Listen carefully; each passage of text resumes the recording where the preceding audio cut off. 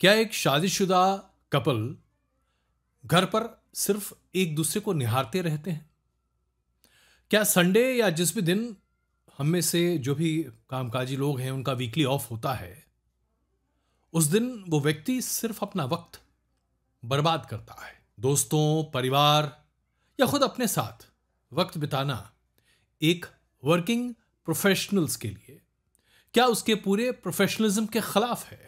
अभी तक हम ये जो बातें सुनते आए थे, वर्क लाइफ बैलेंस, जो साइकोलॉजिकल एक्सपर्ट्स और उसके साथ साथ एचआर एक्सपर्ट्स हम सबको हमेशा बताते आए हैं, क्या यह बकवास है? क्या देश की तरक्की के नाम पर तमाम कॉरपोरेट्स और प्राइवेट सेक्टर में कर्मचारियों का खून चूसने की कोशिश करने की पहल में कॉरपोरेट्स जो एंटी एम्प्लॉय नीतियों को अब हम सबके गले के नीचे ठूंस देना चाहते हैं, यह बिल्कुल सही है?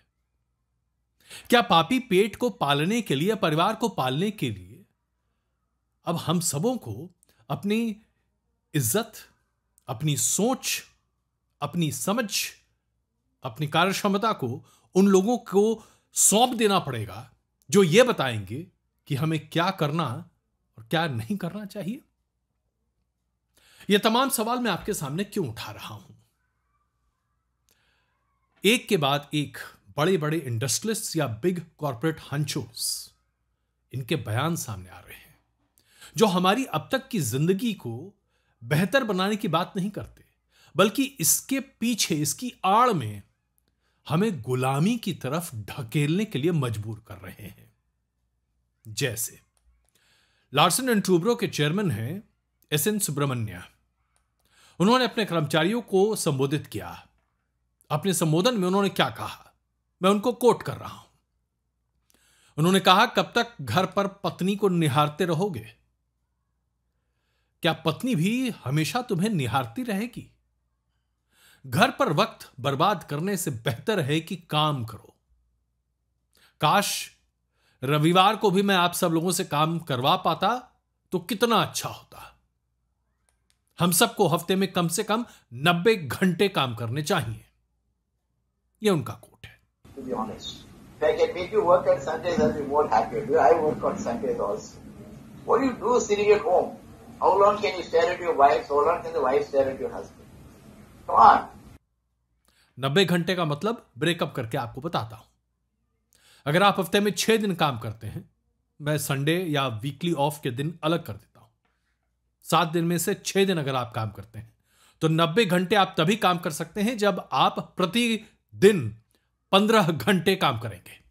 15 घंटे ऑफिस में, कम से कम 1 घंटे से 2 घंटे के बीच में आने जाने का, यानी कि 16 घंटे आपके पास अपने घर पर वक्त बिताने को मिलेगा। 8 घंटे 8 घंटे आपको सोना चाहिए, ऐसे सभी डॉक्टर्स कहते हैं, तभी दिमाग ताजा होता है और अच्छा काम करता है। यानी कि सोइए, या 7 घंटे सोइए, 1 घंटे में तैयार होइए, आने जाने का वक्त निकालिए और 15 घंटे ऑफिस में रहिए। ना परिवार, ना दोस्त, ना घर, ना बच्चे, कुछ नहीं, कोई छुट्टी नहीं, सिर्फ काम और सिर्फ काम करना चाहिए। यह चाहते हैं L&T के चेयरमैन आपसे। इसके पहले, करीब 3 हफ्ते पहले, अडानी एंटरप्राइजेस के प्रमुख गौतम अडानी, जिनको लेकर कांग्रेस और बीजेपी और तमाम तरह के राजनीतिक दल बहुत कुछ कहते रहते हैं, लेकिन भाई बहुत बड़े इंडस्ट्रियलिस्ट हैं, दुनिया के 100 सबसे अमीर लोगों में से आते हैं।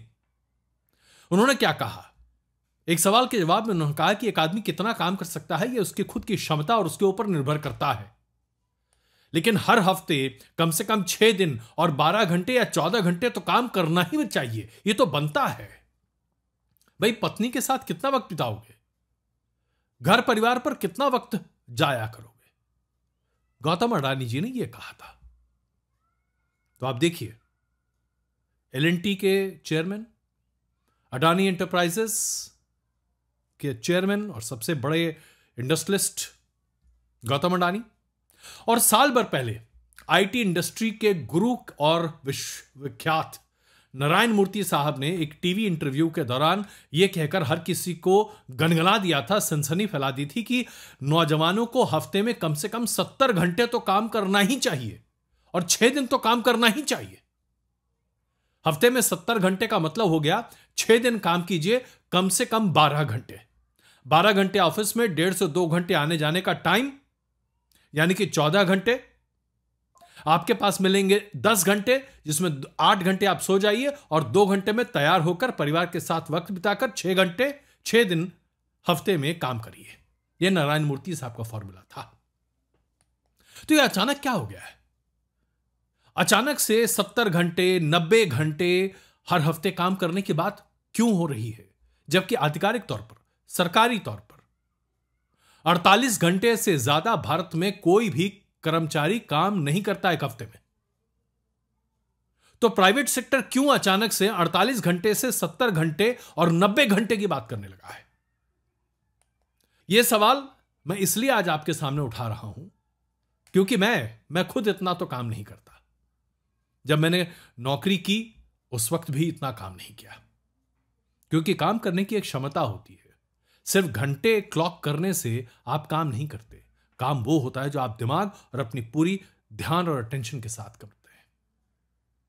और जापान में एक रिसर्च किया गया था जहां पर प्रोफेशनलिज्म को सबसे ज्यादा प्रखर माना जाता है। यह रिसर्च 20 साल के डेटा के ऊपर आधारित था।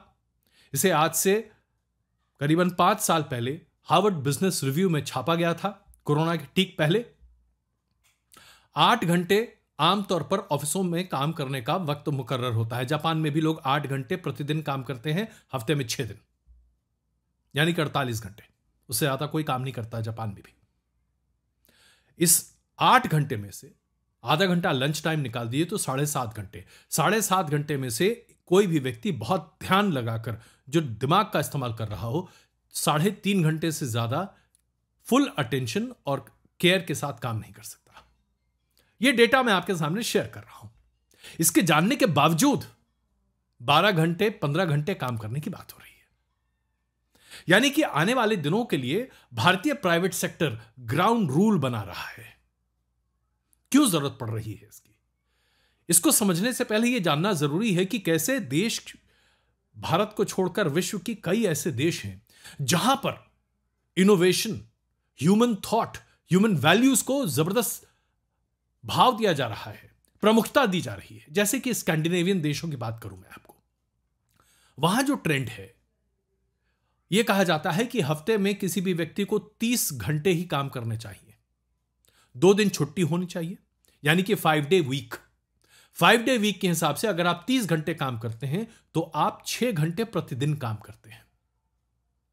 और यह इसलिए है ताकि स्कैंडिनेवियन कंट्रीज और यूरोप के कई देशों में वर्क लाइफ बैलेंस को प्रमुखता दी जा रही है। इससे बहुत ही फ्रेश दिमाग से लोग काम करते हैं, लोग बीमार कम पड़ते हैं, साइकोलॉजिकल डिजीजेस कम से कम होती हैं, परिवार के साथ जुड़ने से ह्यूमन वैल्यूज बढ़ते हैं और इनोवेशन बढ़ता है। इसकी वजह से ये सभी देश, ये तमाम देश 30 आवर पर वीक की पैरोकारी कर रहे हैं और इसे लागू कर चुके हैं। हां, यह कहा जा सकता है कि इन सभी जगहों पर आबादी बहुत कम है और शायद काम रिलेटिवली कम, इसलिए कम काम करने की आवश्यकता है। लेकिन जनाब, मैनुअल लेबर तो दुनिया के किसी भी देश में उतना ही करना पड़ता है उस देश को चलाने के लिए। लेकिन यह देश 6 घंटे प्रतिदिन से ज्यादा काम एडवाइज नहीं कर रहे। आप अमेरिका की बात देख लीजिए, इतनी बड़ी बड़ी टेक कंपनियां हैं, वहां पर वीकली आवर सिस्टम को एक तरह से किनारे किया जा रहा है। Project based self identified timeline, इस पर जोर दिया जा रहा है। दफ्तरों को घर से बेहतर कंफर्टेबल बनाया जा रहा है ताकि एम्प्लॉयज घर के बजाय दफ्तर में ज्यादा वक्त गुजारना पसंद करें। मैंने खुद Amazon, Facebook, Twitter, SpaceX, NASA के ऑफिसेज देखे हैं। इन सभी जगहों पर जो ऑफिशियल एटमॉस्फेयर है वो घर से कहीं ज्यादा कंफर्टेबल है। दरअसल Amazon, फेसबुक, ट्विटर के ऑफिसेज में तो खाना और उसके अलावा तमाम तरह की अन्य सुविधाएं भी हैं। जिस तरीके से लोग वहां काम करते हैं उसे देख के तो लगता ही नहीं कि लोग काम कर रहे हैं, और तभी तो इनोवेशन निकल कर आता है। वर्क प्रेशर नहीं, कोलैबोरेटिव वर्क एनवायरनमेंट बनाने की कोशिश की जाती है, जिससे कि ज्यादा से ज्यादा इनोवेटिव और अच्छा काम हो सके। तो फिर आखिरकार भारतीय टेक कंपनियां, बड़े बड़े इंडस्ट्रियल हाउसेस, ये अपने कर्मचारियों को 12 घंटे या उससे ज्यादा काम करवाने की होड़ में क्यों लगी हैं? अब इसके रीजंस मैं आपके सामने रख रहा हूं, जो आपको लॉजिकल भी लग सकते हैं, लगने चाहिए, और उसके साथ साथ आपको सही वास्तविक जमीनी हकीकत भी बताएंगे। रीजन नंबर 1, भारत में रोजगार के अवसर बहुत कम हो रहे हैं। नौकरियां नहीं हैं साहब, नहीं है। सिर्फ सरकार में नहीं, प्राइवेट सेक्टर में भी नौकरियां नहीं हैं।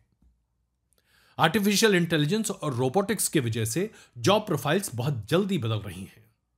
क्लासिकल जॉब अपॉर्चुनिटीज कम से कम होती जा रही हैं, और इसके साथ साथ आर्टिफिशियल इंटेलिजेंस और रोबोटिक्स के इस्तेमाल की वजह से ह्यूमन इंटरवेंशन की जरूरत कम पड़ रही है।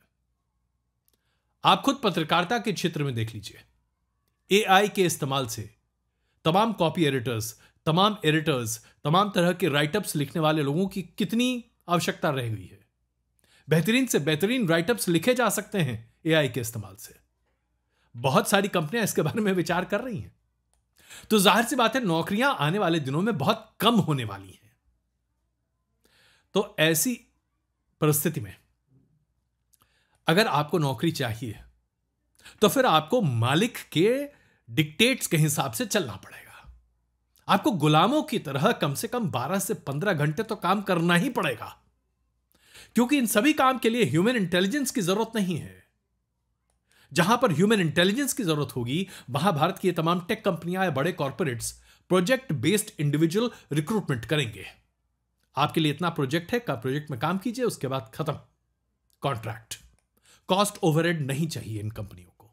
ये ना पीएफ देना चाहते हैं, ये ना ग्रेच्युटी देना चाहते हैं, ना मेडिकल इंश्योरेंस देना चाहते हैं, ना अपने एम्प्लॉयज के लिए एक्सीडेंट इंश्योरेंस देना चाहते हैं। कोई लीव का झंझट नहीं चाहिए इनको, तो एचआर डिपार्टमेंट ही नहीं चाहिए। बीते 15 सालों से केंद्र और राज्य सरकारों में नौकरियों की किस तरह से किल्लत है, यह तो हम देख ही रहे हैं। अभी भी 30 लाख वैकेंसीज हैं देश में, तमाम राज्यों और केंद्र सरकार के तमाम डिपार्टमेंट्स में। सिर्फ केंद्र सरकार के डिपार्टमेंट में 10.5 लाख वैकेंसी तो आज है, लेकिन कोई भर नहीं रहा। अब प्राइवेट सेक्टर में भी, फैक्ट्रीज में, गिग्स में कर्मचारियों की जरूरत कम पड़ने वाली है, क्योंकि अब आपके पास ड्रोन्स हैं, अब आपके पास आर्टिफिशियल इंटेलिजेंस है, अब आपके पास रोबोटिक्स है। आने वाले 5-10 साल में ह्यूमन इंटरवेंशन की जरूरत बहुत कम पड़ने जा रही है, इसलिए अभी से ग्राउंड तैयार किया जा रहा है। रीजन नंबर 2, बड़े बड़े कॉर्पोरेट्स जो 90 के दशक के बाद इनोवेटिव इंडिविजुअल्स को देख रहे थे, जिन्होंने अपने स्टार्टअप्स, अपने न्यू टेक, अपने न्यू आइडियाज, इनोवेशन के दम पर इन बड़े कॉर्पोरेट्स को झकझोर कर रख दिया। आपने देखा कैसे सैकड़ों की तादाद में स्टार्टअप्स खुले और उन्होंने एस्टैब्लिश्ड बिजनेस हाउसेस को दाने दाने का मोहताज कर दिया। यह इसलिए क्योंकि इन कॉर्पोरेट हाउसेस में ही काम करने के बाद, इन बड़े बड़े कॉन्ग्लोमरेट्स में काम करने के बाद लोगों ने समझा, सीखा, इनोवेशन के आधार पर अपने आप को विकसित किया और आगे बढ़कर ऐसी कंपनियां खोली जो इन कंपनियों के मुकाबले कहीं बड़ी कंपनियां बनी, जो यूनिकॉर्न बनी। अब ये इनोवेटिव थॉट और आइडिया कैसे आएंगे? जब तक आपके पास एक्सपीरियंस नहीं होगा, जब तक आप कहीं काम नहीं करेंगे, आपको पता नहीं चलेगा। और जब आपके पास स्पेयर टाइम होगा तो आप सोचेंगे, और जब आप सोचेंगे तो आपके पास इनोवेशन होगा। इनोवेशन होगा तो आप आगे बढ़ सकते हैं। आपकी इस ग्रोथ को ये बड़े बड़े कॉर्पोरेट्स रोकना चाहते हैं, आपको एक खांचे में बांध देना चाहते हैं। भाई, एक कर्मचारी से 12-15 घंटा काम करा लो, 1.5-2 घंटे उसके ट्रैवल टाइम निकाल दो, सोने का वक्त निकाल दो, उसके पास तो अपने परिवार से मिलने का वक्त नहीं है। वो सोचेगा क्या? कौन सा इनोवेशन निकालेगा? तो ये तमाम कंपनियां अपने कर्मचारियों को 18वीं शताब्दी के गुलामों की तरह देखना चाहती हैं, जो सिर्फ वही करेंगे जो उनसे बताया जाएगा, जो वही काम करेंगे जो उनके हिस्से का है, अपना दिमाग नहीं चलाएंगे। तो आज ये जो 21वीं सदी की एल&टी है, इन्फोसिस है, अडानी एंटरप्राइज है, इनको मॉडर्न गुलाम चाहिए, इन्हें कर्मचारी नहीं चाहिए। रीजन नंबर 3, सोचने का काम तमाम कॉर्पोरेट हाउसेस में या कॉर्पोरेट लैडर्स पर ऊंचे बैठे कुछ चुनिंदा लोग सिर्फ अपने हाथ में रखना चाहते हैं। वो नई पीढ़ी की जो नई जनरेशन है, जो डिजिटल जनरेशन है, इससे बहुत डरते हैं, क्योंकि आज जो कॉर्पोरेट लैडर पर ऊपर बैठे लोग हैं, इनमें से ज्यादा वो लोग हैं, रादर अधिकतर वही लोग हैं जो प्री डिजिटल एज में पले बढ़े हैं। आप मुझे खुद ले लीजिए, जब मैं छोटा था तो उस वक्त सिर्फ रेडियो था, सिर्फ रेडियो। इंटरनेट के बारे में तो कोई जानता नहीं था। लैंडलाइन टेलीफोन बड़ी मुश्किल से कुछ एक घरों में हुआ करता था। फिर ब्लैक एंड व्हाइट टीवी 1978 में आया, कलर टीवी 1982 में आया, उसके बाद मोबाइल फोन 90 के दशक में, इंटरनेट 90 के दशक में। भाई मेरा पहला लैपटॉप, मुझे याद है, मेरा पहला लैपटॉप 520 केबी की स्टोरेज स्पेस का था। 520 केबी। आज हमारा एक फोटो जो हम खींचते हैं अपने मोबाइल फोन से, वो 6 MB का होता है, 6 मेगाबाइट। और मेरा पहला लैपटॉप जो मैंने खरीदा था 90 के दशक में, उसमें स्टोरेज स्पेस थी 520 किलोबाइट। हम यहां गीगाबाइट्स की बात नहीं कर रहे। तो मेरे जनरेशन के जितने लोग जो आज CEO बने हुए हैं, उनसे तो कहीं ज्यादा स्मार्ट, एफिशिएंट, इनोवेटिव, अग्रेसिव और गो गेटर है आज डिजिटल जमाने के नए बच्चे, नौजवान। परंपरागत सोच से बिल्कुल अलग, लीक से हटकर वो खुद अपने लिए नए रास्ते तलाशते हैं, नए रास्ते पर आगे चलते हैं। अगर उनकी सोच को संकुचित करना है, उनके विकास को कुंठित करना है, तो ऐसे नौजवान वर्ग को आप काम के बोझ के तले दबा दीजिए। उनसे 12-15 घंटे काम करवाइए साहब। ऐसे उलझा कर रखिए कि उनका दिमाग चले ही ना, विकसित ही ना हो। ऐसा जब गुलामी मानसिकता आपकी हो जाएगी तो सीनियर कॉर्पोरेट एग्जीक्यूटिव्स के सामने आप खड़े भी नहीं हो पाएंगे, कोई थ्रेट नहीं बनेंगे आप, और जाहिर सी बात है कोई इनोवेशन भी नहीं करेंगे आप। ये तमाम ऐसी वजहें हैं जिसकी वजह से आज भारत जैसे देश में इंडस्ट्रियल हाउसेस कर्मचारी नहीं, गुलाम ढूंढ रहे हैं। वरना सोचिए, अमेरिका, यूरोप के सभी देश, ऑस्ट्रेलिया, अफ्रीका के सभी देश औसतन काम करने का कितना है घंटा? 40 से 45 घंटे, अधिकतम 48 घंटे एक हफ्ते में। सिर्फ एक देश है साहब, एक देश, चीन, जहां पर आज डिक्टेटरशिप है शी जिनपिंग की, उसके पहले भी रही है कम्युनिस्ट पार्टी की। वहां पर आदमी काम नहीं करता, वहां सिर्फ एक कर्मचारी काम करता है जो रोबोट से भी बदतर है। वहां पर कोई ह्यूमन राइट्स के वैल्यूज नहीं है और वहां पर कोई एम्प्लॉय राइट्स नहीं है। सिर्फ चीन ऐसा देश है जहां पर कर्मचारी 90 घंटे प्रति हफ्ता तक काम करते हैं।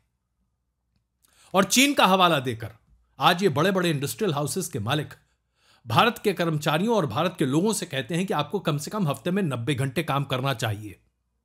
तो मेरा सवाल है इन सभी कॉर्पोरेट हाउसेस से और इन सभी बड़े बड़े इंटेलेक्चुअल जायंट्स से, भारतीय नौजवानों को 90 घंटे काम करवाकर क्या आप एक नया चीन बनाना चाहते हैं? एक लोकतांत्रिक भारत को क्या आप डिक्टेटरशिप में कन्वर्ट कराना चाहते हैं, जहां नौजवान सिर्फ गुलाम की तरह काम करे, एक मशीन की तरह काम करे, वो सोचे नहीं? क्यों नहीं आप स्कैंडिनेविया की तरफ जाते हैं, जहां पर हफ्ते में 30 घंटे काम करना बहुत है, जहां पर वर्क लाइफ बैलेंस की बात होती है? क्यों भारत को चीन बनाना चाहता है इंडस्ट्रियल जगत? चीन बनाइए ताकि आप गुलामी करवा सकते हैं। यही चाहते हैं आप?